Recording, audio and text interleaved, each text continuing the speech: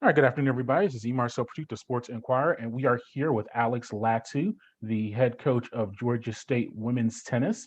You played a few matches already to start the year, but just overall impressions of how the Panthers have performed so far.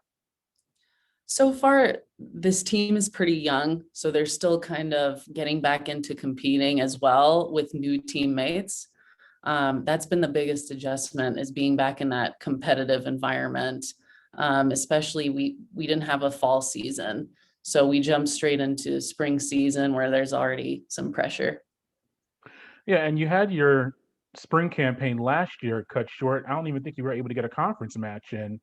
But is there anything you could take away from last year as you head into this year in 2021? I think the returners are taking away from this past year and having their season cut short that every match counts and you never know when something will just end based on something like COVID or even an injury. So they're not taking any matches, any practices for granted. And I think the newcomers see that. Yeah, and you've had some standout performers so far. It looks like Angel Carney, she was able to win a singles match. What about her and her contributions to the team so far? Angel has come back this year with a great mentality, a great on-court presence, and she's continued to be a great teammate. And I think she's going to propel this team forward throughout the season. Yeah, and you also had Ava and Andrea. Looks like they won a doubles match. What about that unit and what you've seen from them?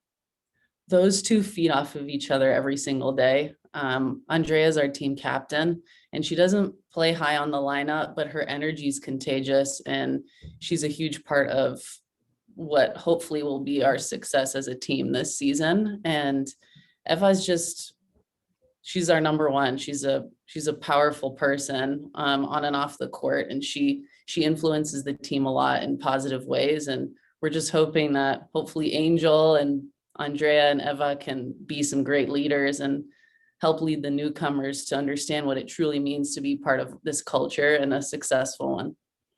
Yeah, let's go back. You mentioned that there was no fall season, I guess, so there was no indoor tennis and things like that.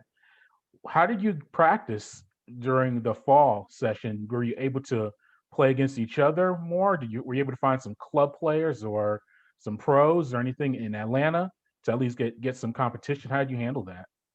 We had to stay within our bubble as a team. So every Friday, we actually had simulation match day, so a scrimmage day. So we would have blue versus white and make it as competitive as possible, put stuff on the line. The girls of Starbucks, so we would put like a Starbucks on the line for each team, whoever won. So things like that to just keep them, competitive. Yeah, and now you continue with your non-conference schedule. It's a very competitive non-conference schedule. You face several nationally ranked teams, and you head to Charleston Southern or play Charleston Southern in Charleston on the 15th. What are you looking to see from this non-conference portion of the schedule, and what to improve on before you get into Sun Belt play?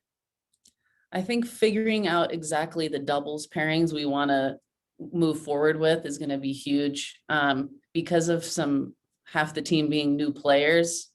We want to see how they mesh best with each other, and these out of conference matches are really important to just kind of lay the foundation for the Sun Belt season with energy and who they want to be as an identity as a team. So Will you change up the singles lineup or even doubles lines, even knowing that you may put yourself as a team in a tougher position to win the team competition to improve those individual singles and doubles teams?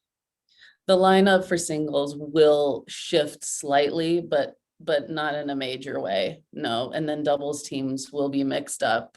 We are trying a few different combinations in practice.